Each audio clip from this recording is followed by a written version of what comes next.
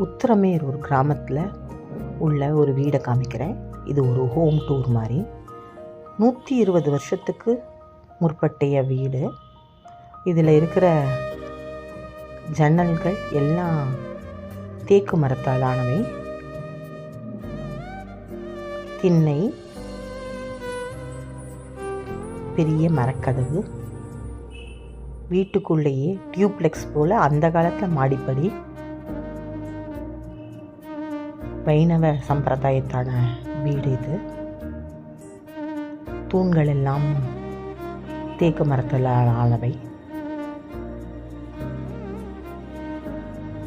மேல் மாடி,